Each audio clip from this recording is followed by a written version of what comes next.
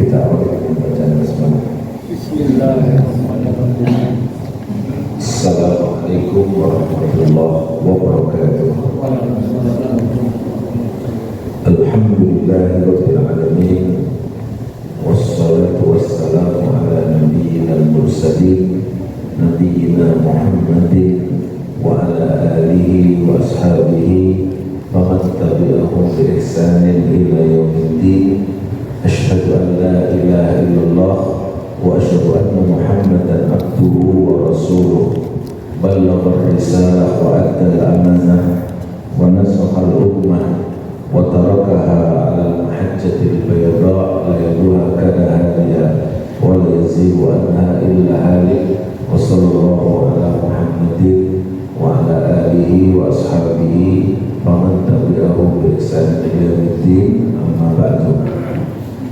Mari kita lanjutkan kajian kita pada kesempatan kali ini, melanjutkan tafsir surat Fussilat yang kita sudah sampai kepada ayat 47 dan 48 insyaallah.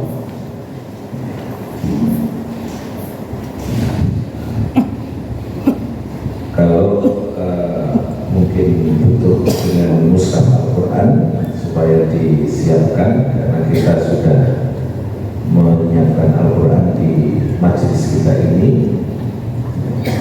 Nabda al-ayah Fadlikan Taqra awalan. Assalamualaikum. أعوذ بالله من الشيطان الرجيم إليه يرد علم الساعة وما تخرج من ثمرات من أكمامها وما تحمل من أنثى ولا تضع إلا بعلمه ويوم يناديهم أين شركائي قالوا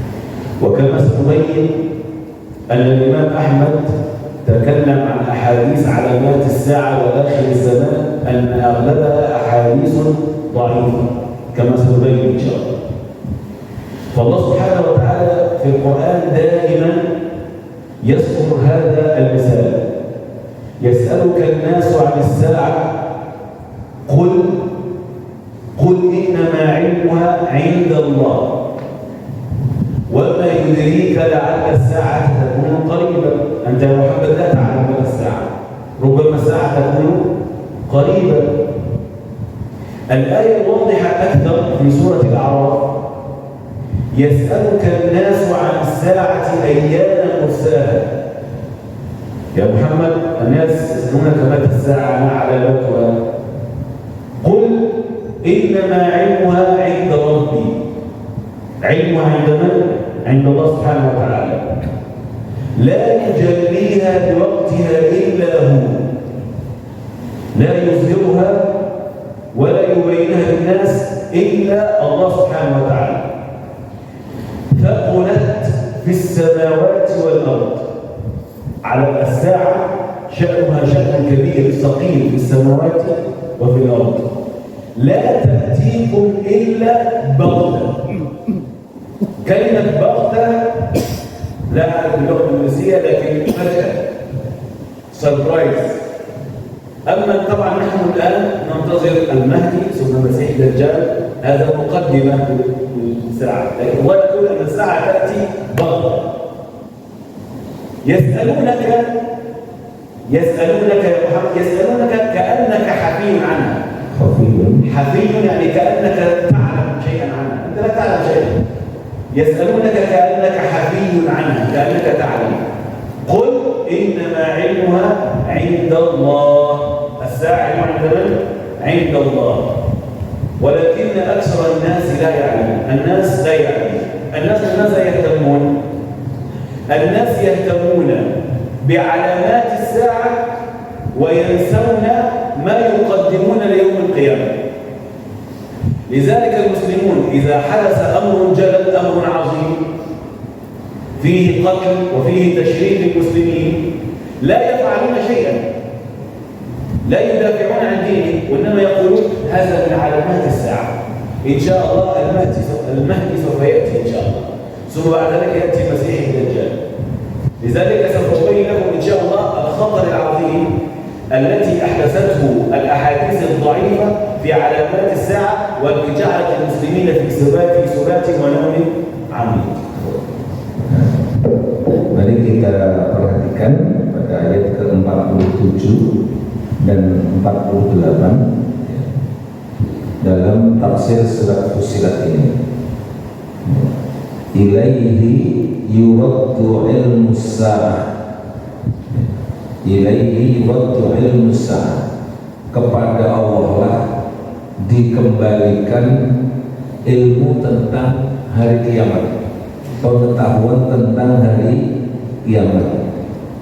Wa ma takhruju min thamaratin min akmamiha. Nah, dan apa yang keluar dari thamarat, buah-buahan, dari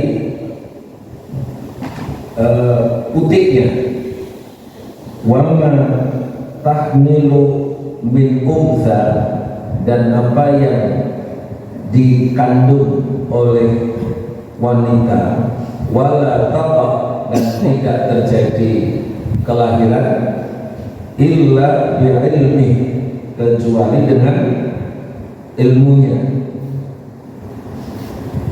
Wa yawma yunadihim aina syurokai, pada hari di mana dipanggilnya, di manakah para sekutu-sekutu. Qalu adannaka ma minna min syahid. Adannaka, kami menyaksikan bahwasannya ma minna min syahid, di kalangan kami tidak ada yang bisa menghadirkannya. Nah, ayat ini akan berbicara tentang as-sa'ah ataupun hari kiamat, yang pengetahuannya, ilmunya, kapannya itu tidak diberitahukan, termasuk tidak memiliki pengetahuan ini pada diri Rasul Shallallahu Alaihi Wasallam. Maka pada ayat ke-63 dari surat Al-Ahzab, yas'alunaka an-nasu 'anis sa'ah, manusia bertanya kepadamu, kepada Nabi Muhammad, tentang as-sa'ah, hari kiamat. Qul, katakan innama ilmuha indallah. Katakan bahwa ilmunya itu ada pada diri Allah, pada Allah saja. Tidak ada yang diberitahu, termasuk dalam hal ini adalah Nabi kita Muhammad Sallallahu Alaihi Wasallam. Dan hadis-hadis tentang alamat sa'ah riwayat Ahmad banyak yang mengalami kedhaifan, ya, banyak yang mengalami kedhaifan. Tapi terkadang kita mencocok-cocokkan hadis-hadis ini dengan peristiwa-peristiwa yang sekarang sedang terjadi, sehingga kemudian kadang tidak tepat, Oleh karena itu yang harus diyakini bahwa kiamat itu ada kalau disebut bahwa tandanya sudah dekat, tandanya sebagaimana yang suka disebut-sebut itu, sebaiknya perlu diverifikasi, terutama yang sering diungkapkan oleh Ustadz Zulkifli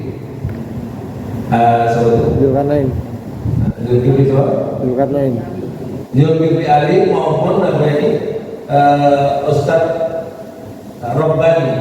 Itu perlu kemudian, karena terkadang hadis yang dibawakan ini adalah dhaif. Wa ma yudrika la'alla sa'atan qarib. Dan apa yang kamu ketahui bisa jadi hari kiamat itu sangatlah dekat. Saqulat fis samawati wal ardh. Saqulat itu mana? Urusan hari kiamat ini di langit dan di bumi amatlah sangat berat. La ta'tikum illa baghdatan. Hari kiamat itu tidak akan datang kecuali dengan cara tiba-tiba. Tiba-tiba, fujatan ada ke Indonesia semua. Tiba-tiba. Kemudian la ta'tikum illa baghdatan yas'alunaka ka'annaka khafiyun anha. Jadi mereka bertanya kepadamu seolah ini tersembunyi darinya. Qul innama ilmuha indallah. Diulangi kembali bahwa pengetahuan kabar tentang hari kiamat itu hanya ada pada sisi Allah. Walakinna aktsaran nas la ya'lamun. Akan tetapi kebanyakan manusia banyak yang tidak mengenalnya. Ini menjadi landasan awal untuk kita melakukan pembahasan tentang as-sa'ah, tentang hari kiamat ini dan tanda-tandanya yang biasa kita dapatkan dalam beberapa hadis. ثم نجد كلاما لبعض اهل العلم الا وهو الامام احمد عندما قال ثلاثه امور ليس لها اسناد، يعني اسانيدها ليست جيده: التفسير والمغازي والملاحم. التفسير قال قتادة قال ابن عباس اغلبها دائما تكون احاديث ضعيفه. والمغازي الغزوات دائما يوجد فيها احاديث ضعيفه. والملاحم كلمه ملاحم يعني احداث اخر الزمان، الحروب التي في اخر الزمان، كما يقولون ينزلون في دار وحرب بين فلان وفلان وحرب بين المسلمين والروم الى اخره. الامام احمد يقول ان هذه الاحاديث اغلبها ضعيفه. طيب، اذا اعتمد المسلمون على الاخبار التي تقول متى الساعه وعلامات الساعه، ماذا يحدث في هذه الامه وماذا حدث؟ حدثت مشكله من المسلمين اتجاه الامه واتجاه انفسهم. اتجاه الامه أنني كما قلت آنفا أنه إذا حدث أي شيء للأمة يقولون هذا من علامات الساعة أو من علامات المهدي إن شاء الله. فعندما حدثت مشكلة للمسلمين في أفغانستان قالوا المهدي سوف يأتي، وعندما حدث للمسلمين في العراق قالوا المهدي سوف يأتي، وفي سوريا نعم هذا المهدي سوف يأتي، وفي ليبيا نعم المهدي سوف يأتي، والمهدي لم يأتي. فالمسلمون انشغلوا بعلامات الساعة عن العمل، هذا بالنسبة للأمة. أما بالنسبة لأنفسهم المسلمون أصبحوا لا يخافون من الساعة. الساعة وظيفتها أن تجعلك تخاف من الله، لكن نحن الآن لا نخاف من القيامة. إذا سألتك الآن هل القيامة ممكن أن تقوم بعد 5 دقائق سوف تقول لا. لماذا؟ لأنه لم يأتي المهدي ولم يأتي المسيح الدجال ولم يظهر كذا. لذلك الساعة لن تأتي بعد 5 دقائق، صحيح؟ لكن الله سبحانه وتعالى يقول لا تأتيكم إلا بغتة مفاجأة لا يوجد لها مقدمات. فهذه الأحاديث المنتشرة بين الناس التي أغلبها ليس صحيحا جعلت الناس ينامون عن نصرة الأمة وينامون عن ترتيبهم للقاء الله سبحانه وتعالى. Ya. Menurut Imam Ahmad, nanti dilihat di hadapan kita, ada 3 hal urusan yang padanya tidak ada isnad, maksudnya tidak sanadnya perlu diperhatikan. Jangan secara langsung untuk meyakininya.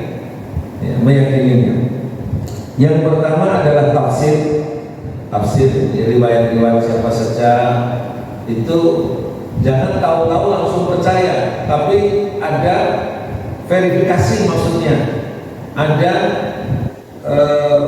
dicek beneran, tafsir sebagaimana yang kita peroleh itu. Kemudian yang kedua adalah al-malahim, yaitu peristiwa-peristiwa besar atau peperangan besar pada akhir zaman. Ini sangatnya cenderung banyak dhaifnya. Kemudian wal maghazi, dan begitu juga peperangan. 3 hal ini seorang muslim sebaiknya tidak serta-merta kemudian mempercayainya. Misalkan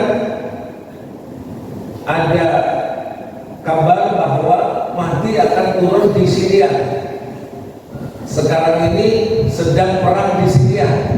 Lalu kita serta-merta untuk apa nih? Mempercayainya. Itu perlu dicek dulu. Kemudian mungkin Mahdi akan turun di titik yang mana lagi. Yang dipentingkan itu kita yakinnya bahwa Mahdi itu akan turun, tapi kemudian penetapan turun di mana itu termasuk yang hadis-hadisnya itu adalah banyak dhaif. Nah, dalam hal ini ada 2 persoalan penting yang ada di tengah umat kita ini.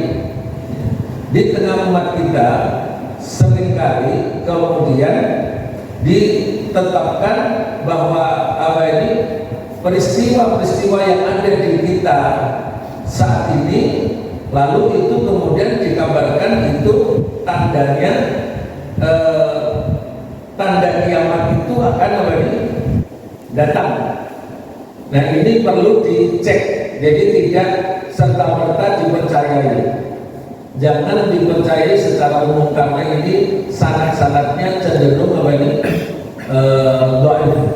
Kemudian yang kedua adalah masalah datang dari diri kita, karena sering kita mendapatkan kabar tentang apa ini datangnya hari kiamat tadi, lalu kemudian ketika diberitahu bahwa kiamat 5 menit lagi, itu kita nggak percaya. Sebab apa? Tandanya belum nampak. Padahal kaidahnya cuma satu saja. Seperti yang disebutkan di dalam ayat tadi bahwasannya la ta'tikum illa baghdatan. Jadi tidak datang hari kiamat itu kecuali tiba-tiba. Ya tiba-tiba. Maka kemudian kita perlu untuk persiapan hari kiamat itu kapanpun.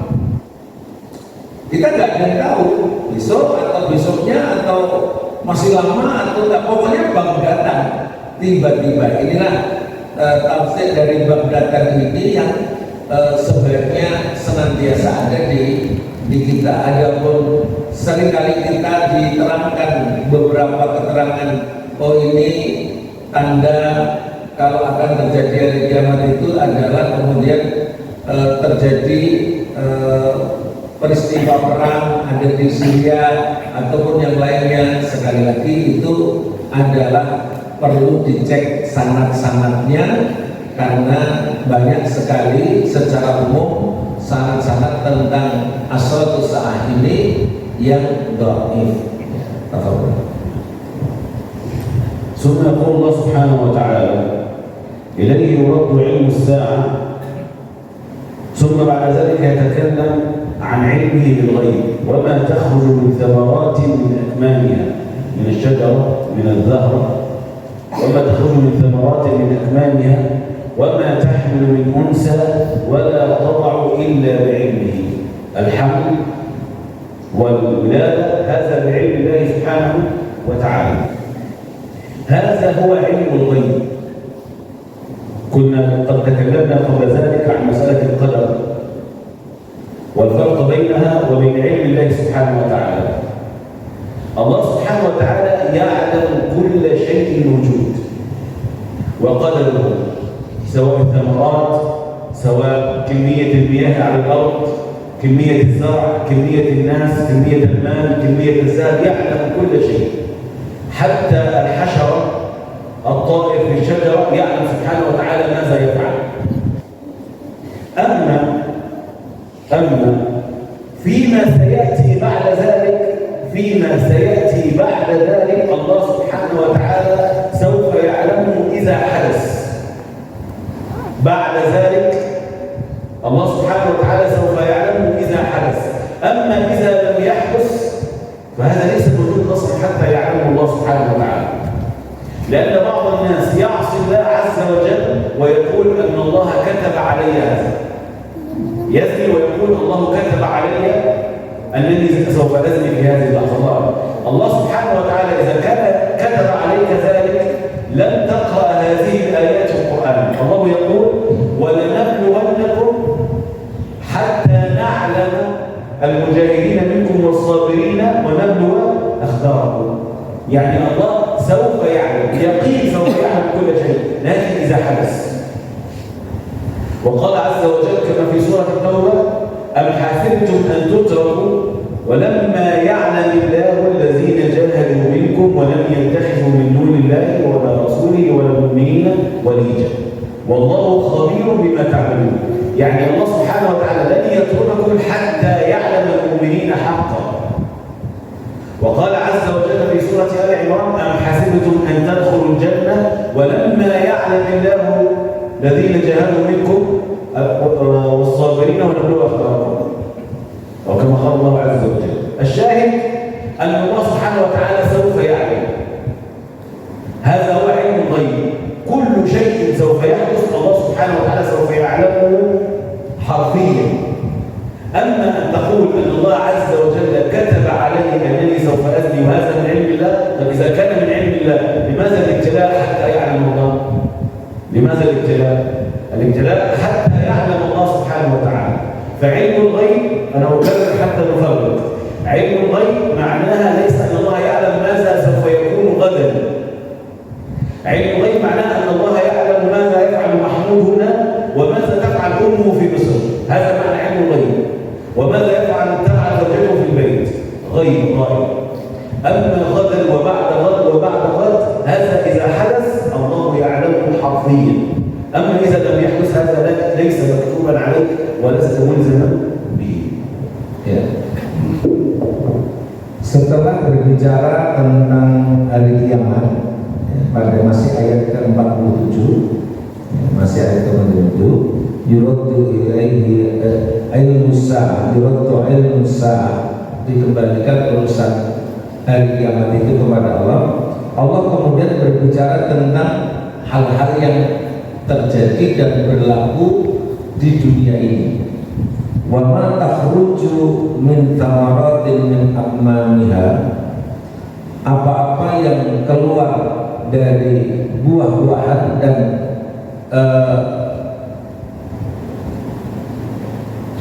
zahrah ataupun bunganya, bunganya. Wa ma tahmilu min unsa, dan apa yang dikandung oleh seorang wanita, wala tata, dan tidak akan lahir illa bi'ilmi, kecuali dengan ilmunya. Ini mengingatkan kepada kita bahwa semua yang berlaku di muka bumi ini terjadi berdasarkan ilmu atau pengetahuan yang ditetapkan oleh Allah Subhanahu wa Ta'ala. Yang di dalam ayat yang lain juga disebutkan, termasuk wa ma tasqutu min waraqatin, dan apa yang jatuh dari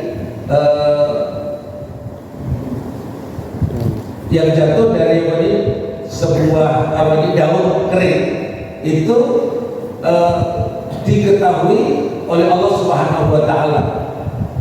Tentu ini menjadi pelajaran buat kita, apalagi peristiwa-peristiwa yang besar, peristiwa-peristiwa yang besar yang ada. Satu contoh, kita kemarin banyak orang yang menentang peristiwa 212.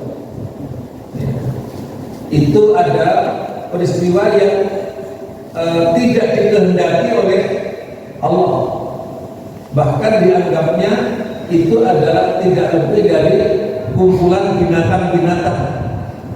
Jadi peristiwa seolah peristiwa 212 yang pernah terjadi di kita kemarin itu dianggapnya itu tidak atas kehendaknya Allah. Itu terjadi dengan sendirinya. Jawabannya tidak mungkin. Jawabannya adalah daun yang kering yang jatuh dari pohonnya saja itu diketahui oleh Allah, apalagi peristiwa sebesar itu. Nah, hanya orang pendengki saja yang kemudian menganggap bahwa peristiwa itu tidak ada apa-apanya, tidak ada hubungannya dengan Allah. Jawabannya pasti Allah punya kehendak yang lain, kehendak tertentu yang ditetapkan dalam menetapkan peristiwa itu terjadi. Peristiwa itu terjadi. Maka ikhwahullah yang dimuliakan oleh Allah, segala peristiwa yang terjadi di muka bumi ini semuanya diketahui oleh Allah Subhanahu wa Ta'ala. Adapun yang kemudian belum terjadi lalu mengeklaim bahwa nanti kalau kemudian mengetahui bahwa nanti kalau terjadi suatu peristiwa, misalkan saya melakukan perzinahan ataupun yang lain, itu atas kehendak Allah, itu adalah pendapat yang keliru, pendapat yang keliru. Itu kalau memang pelanggaran itu terjadi, ya kita harus berhenti. Itu bukan kehendak Allah. Kok tahu kalau itu kehendaknya Allah? Bahwa inilah yang harus dipahamkan kepada kita. Peristiwa yang terjadi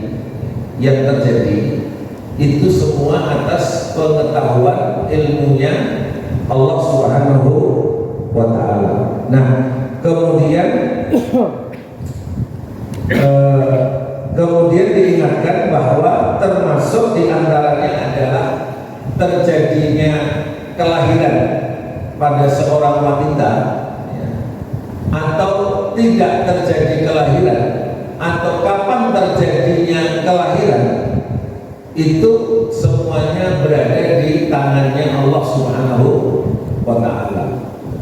Coba kalau bapak-bapak mau ingin mengenali saat kita terjadi peristiwa 212 itu, maka suara orang-orang yang mendengki terhadap persatuan tersebut itu luar biasa, sampai kemudian memberikan pernyataan bahwa itu tidak dikehendaki oleh Allah, peristiwa itu tidak dikehendaki oleh Allah. Ya sesungguhnya berangkat dari kedengkian saja, yang kita harus meyakini bahwa tidak ada satu peristiwa pun kecuali sudah dikehendaki oleh Allah Subhanahu wa Ta'ala. ثم يقول الله عز وجل ويوم يناديهم أين شركائي. الله سبحانه وتعالى يسأل المشركين يوم القيامة أين شركائي؟ أينما كنتم تعبدون من دون الله؟ قالوا آذناك يعني أخبرناك نشرك مثل وآذان من الله ورسوله إعلام نعلمك ما منا من شهيد لا أحد يشهد أن لك شريك. المشركون يقولون يوم القيامة لا أحد يشهد يا الله أن لك شريك، ما منا من شهيد. وهذه نقطة خفية يجب التنبيه عنها، لأن بعض الناس ربما يأتي يوم القيامة يظن نفسه أنه ليس بمشرك وهو مشرك، يفعل في الدنيا شركا خفيفا أو شركا ثقيلا، ثم يوم القيامة يظن نفسه أنه على ملة إبراهيم يريد أن يدخل الجنة فتأخذه الملائكة. أين تذهب؟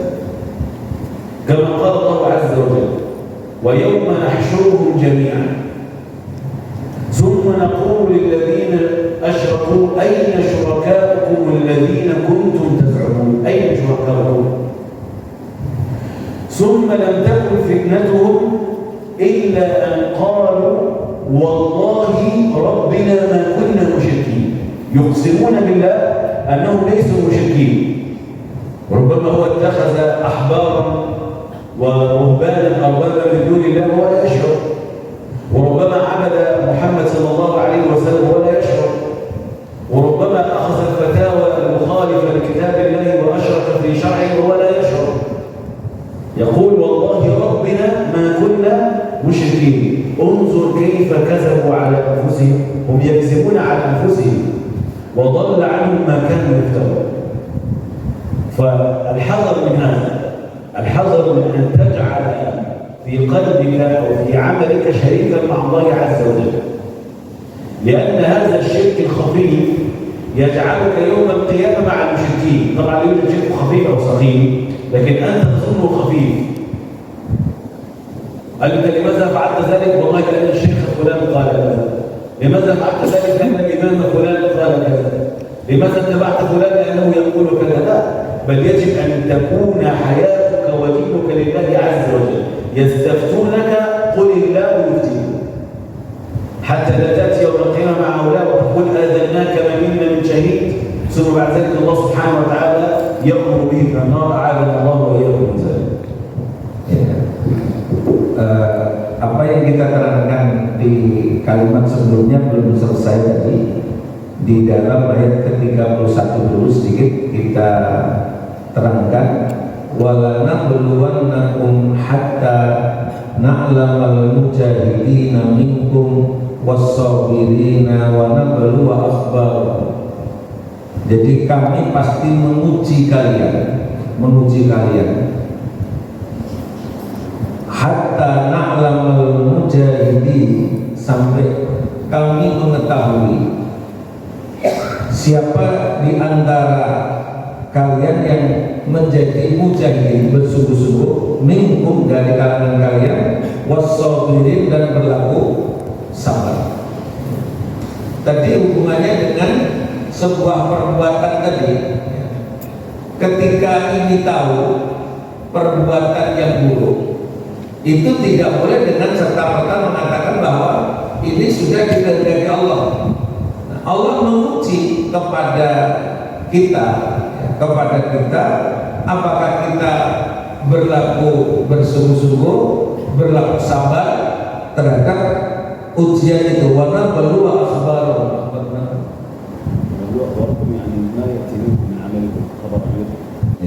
dan semua apa yang diamalkan oleh kita ini akan diuji semua oleh Allah Subhanahu wa Ta'ala. Selanjutnya pada ayat ke-16, ayat 16 surat At-Taubah, am hasibtum an tutraku walamma ya'lamillahu alladhina jahadu minkum walam yattakhidh min dunillahi wala rasulihi wala mu'minina walija.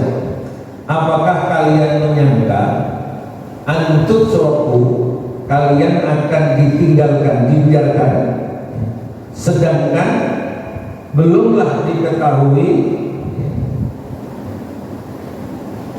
mereka-mereka yang bersungguh-sungguh. Jadi ini ujian yang ada di depan kita, ujian keburukan, ujian tentang perilaku kemaksiatan maupun yang lainnya, itu adalah untuk mengetahui siapa yang bersungguh-sungguh dalam menjaga dirinya dan tidak menjadikan selain Allah itu sebagai, selain Allah, Rasul dan orang mukmin sebagai wali. Wallahu khabirun bima ta'malun, dan Allah Maha mengetahui atas apa yang kalian kerjakan.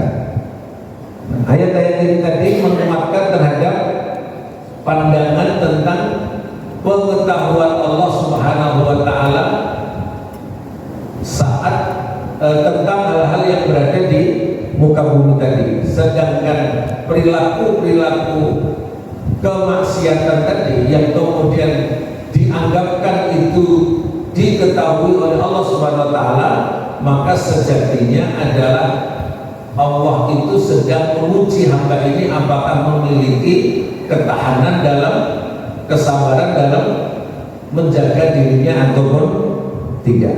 Nah, kemudian pada ayat berikutnya beliau menerangkan tentang adanya sekutu-sekutu syurga yang nantinya akan dipertanyakan di hari kiamat. Wa yauma yunadihim aina syurakai, pada hari akan dipanggil, di manakah para sekutu-sekutuku ini? Qalu adannaka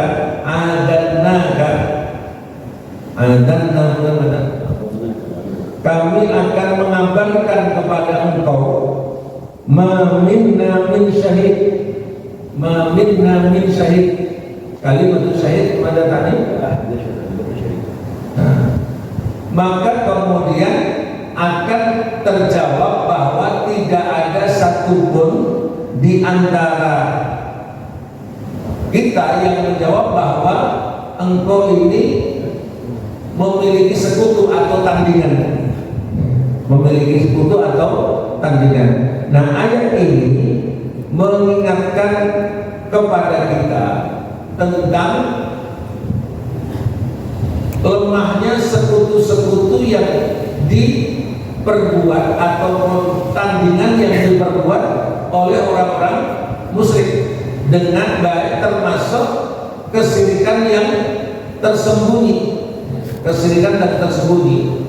Jadi nanti tidak akan ada yang mampu menunjukkan kehebatan sekutu-sekutu tersebut atau tandingan tersebut di hadapan Allah Subhanahu wa Ta'ala. Summa yaqulu Allah azza wa jalla وضل عنهم ما كانوا يدعون من قبل وظنوا ما لهم من محيص. ضل عنهم ما كانوا يدعون من قبل، المعنى اللغوي يعني الذين كانوا يدعونهم يوم القيامة لا يجدونهم، يضلون عنهم، لا يستطيعون أن يصلوا إليهم.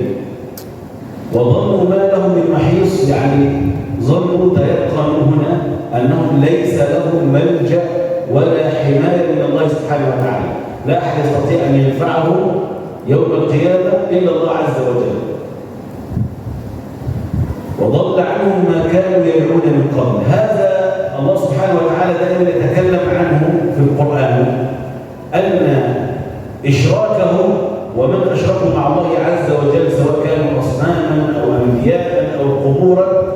يوم القيامة يفرون منهم، كما قال الله عز وجل في الآية المشهورة: استبرأ الذين اتبعوا من الذين اتبعوا ورأوا العذاب وتقطعت بهم الأسباب.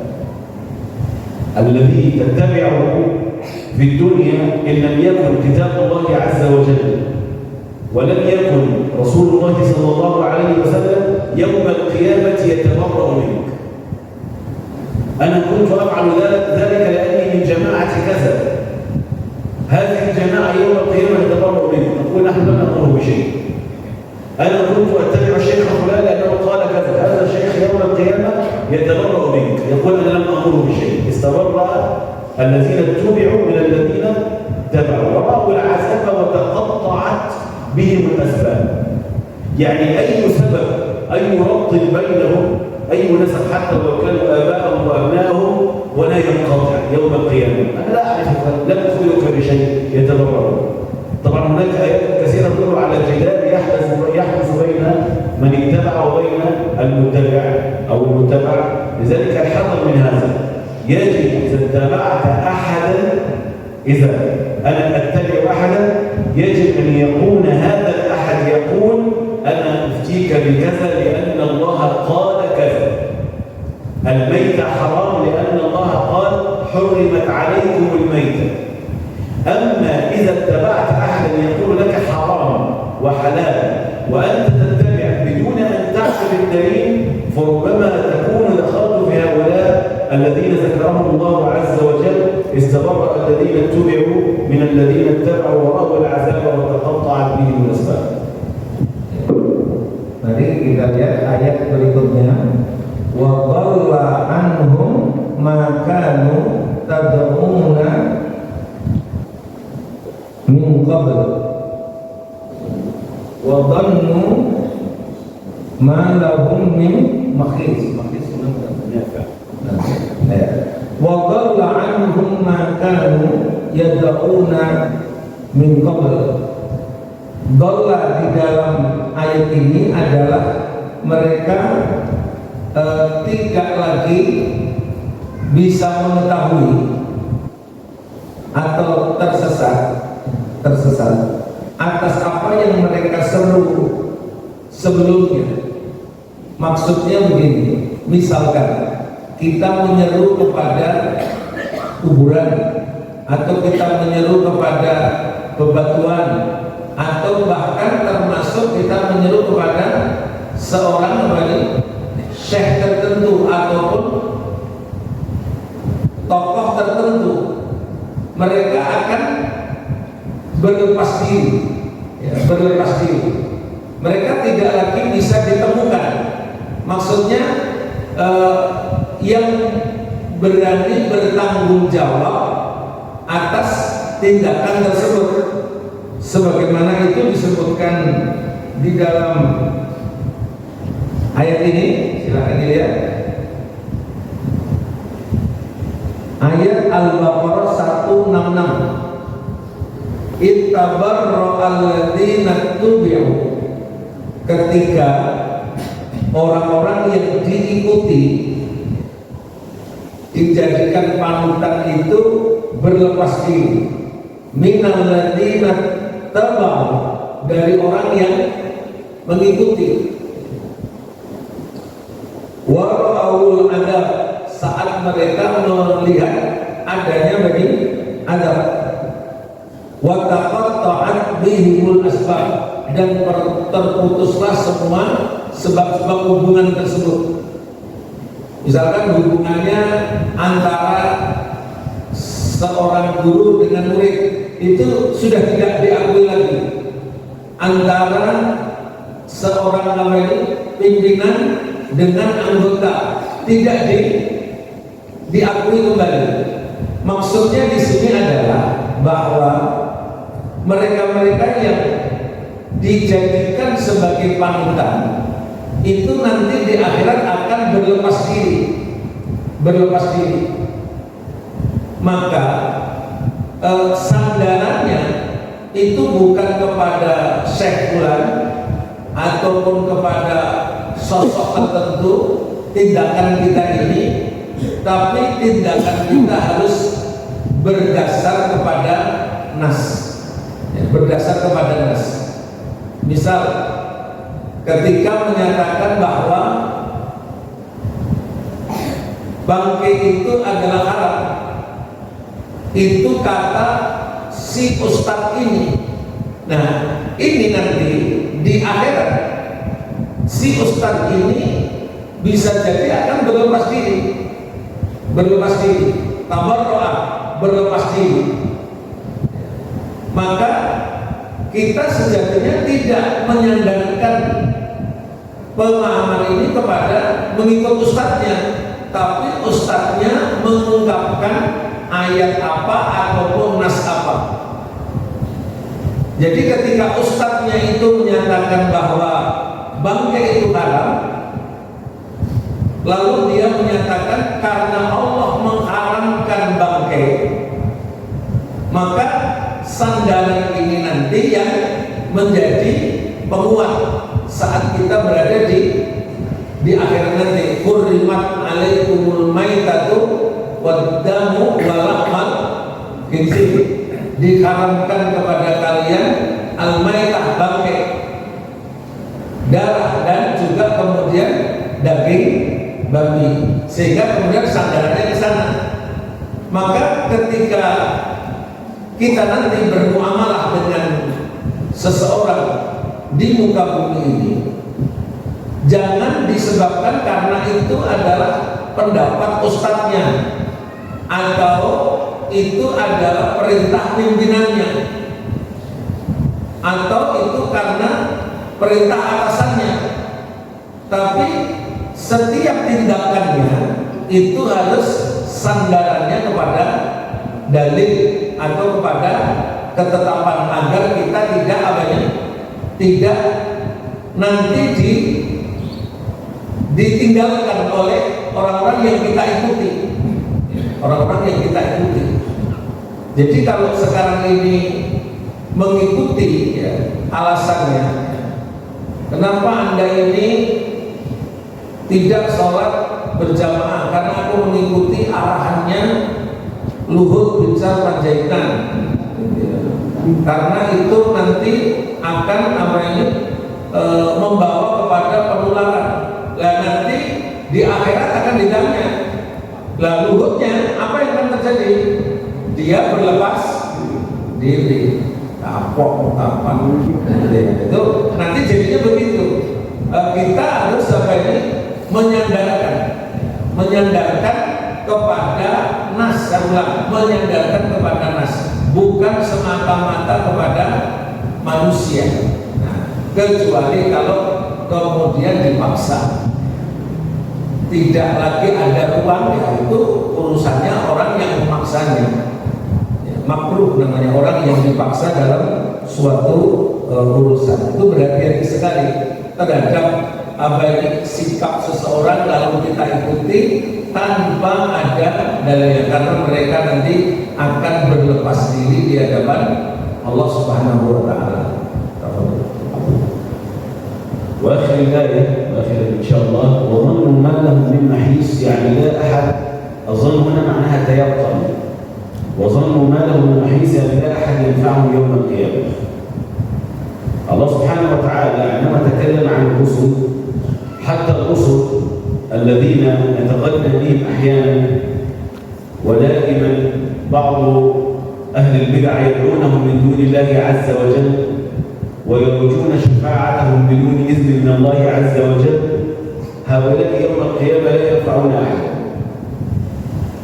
والله عز وجل عندما تكلم عن الرسل في سورة الأنبياء قال: وما أرسلنا من قبلك من رسول إلا نوحي إليه، وظيفته إلا نوحي إليه أنه لا إله إلا أنا فاعبدون.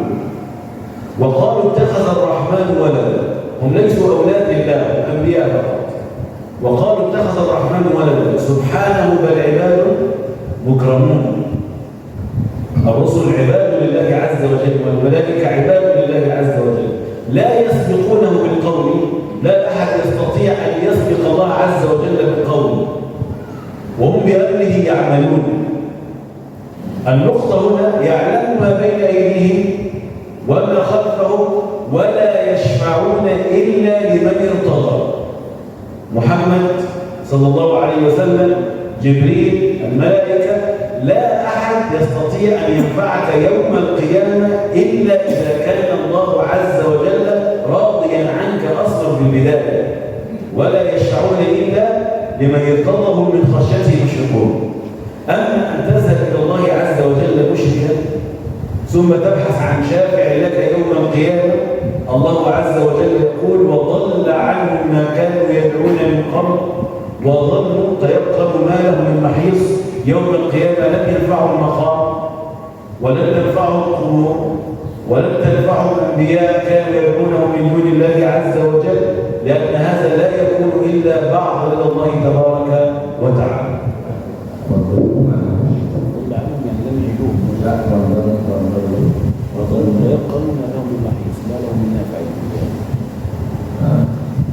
Ya, terakhir dari kalimat yang diterjemahkan dengan ayat adalah wa dhannu ma lahum min mahis. Mereka menyangka bahwasannya mereka ini tidak ada kemanfaatannya, ma lahum min mahis. Nah, ini diperjelas dalam ayat tentang diutusnya Rasul pada surat Al-Anbiya ayat ke-25 sampai ke-28. Wa ma arsalna min qablika min rasulin. Tidaklah kami mengutus orang sebelummu dari seorang rasul, min rasulin illa nuhi ilaihi annahu la ilaha illa ana fa'budni. Jadi kecuali kami wahyukan, semua nabi dan rasul itu diwahyukan, rasul-rasul itu diwahyukan untuk hanya berdakwah dalam urusan annahu la ilaha illa ana fa'budni, bahwasannya tidak ada ilah kecuali Allah, kecuali anak saya Allah, fa'buduni, maka kemudian beribadahlah engkau hanya kepadaku. Ini perintah semua, perintah Allah kepada semua rasul yang datang sebelum Nabi Muhammad SAW. Nah, bila maksudnya adalah bila berada dalam ajaran ini, maka Rasul dan utusan-utusan semua yang datang di setiap umat itu bisa menjadi saksi kita. Namun bila menyelisih daripada perintah ini, maka mereka tidak lagi bisa memberikan pembelaan apapun. Nah, ini kemanfaatannya adalah dalam sisi ini. Wa qalu ittakhadar rahmanu walada. Mereka mengatakan Allah telah mengambil atau menjadikan ada anak. Subhanahu, maha suci Allah, bal ibadul mukramun. Mereka ini adalah hamba-hamba yang dimuliakan, hamba-hamba yang dimuliakan, bukan anak-anaknya atau yang diistimewakan oleh Allah lalu menjadi anak-anaknya Allah, tapi mereka tetap menjadi hamba-hamba yang dimuliakan. La yasbiqunahu bil qawli wa hum bi amrihi ya'malun. La yasbiquna, tidak ada satupun yang bisa berbicara kecuali dengan izinnya. Kemudian ya'lamu ma baina aydihim wa ma khalfahum. Dialah Allah yang mengetahui apa yang di depannya maupun yang di belakangnya. Wala yashfa'una illa liman irtada. Ketahuilah para rasul-rasul tadi para malaikat itu tidak bisa memberi syafaat kecuali yang telah diridhoi oleh Allah Subhanahu wa taala. Jadi syarat pertama tentu bukan dengan cara kita ini melakukan penyimpangan lalu tetap mengakui Rasul, nanti Rasul akan memberi syafaat. Jawabannya adalah salah. Yang benar adalah kita ini harus bersikap yang bisa memperoleh ridha Allah, baru nanti syafaat-syafaat yang diberikan atas izinnya Allah tadi itu bisa berlaku untuk yang lain. Ini yang dipentingkan. Seringkali ada sekelompok orang yang mengkultuskan di dalam bersolawat kepada Nabi yang dianggapnya ini adalah penyelesaian yang terbaik, walaupun nanti setelah itu kemudian melakukan bentuk-bentuk kemaksiatan, yang penting tetap sholawat, karena nanti yang bisa memberi syafaat itu adalah Rasulullah. Jawabannya adalah harus mendapatkan keridhaan dari Allah Subhanahu wa ta'ala. Maka tidak akan bermanfaat sholawatnya kalau kemudian kerjaannya adalah menyimpang dan melakukan dosa, yang itu tentu kemudian tidak akan terjadi syafaat itu kepada setiap orang karena dia tidak diridhoi oleh Allah. Jadi syarat irtadha illa liman irtadha, kecuali siapa yang diridhoi, itu adalah syarat penting. Wa hum min khasyatihi musyrikun, mereka ini dengan rasa takutnya sangatlah wajib berharap sekali dengan Allah Subhanahu wa ta'ala. Nah, mudah-mudahan ini jadi pelajaran yang menarik. Maksudnya kalau ingin dapat syafaat atas izinnya Allah, kita juga harus menjadi pribadi yang diridhoi oleh Allah Subhanahu wa ta'ala. Itu kata kuncinya di situ. Ya. Nanti baru kemudian Allah meridhoi hamba-hamba ini diberikan kekhususan atas izinnya untuk memberikan syafaat tersebut. Terima kasih, mudah-mudahan bermanfaat kajian kita ini. Wa akhiru da'wana alhamdulillahirabbil alamin.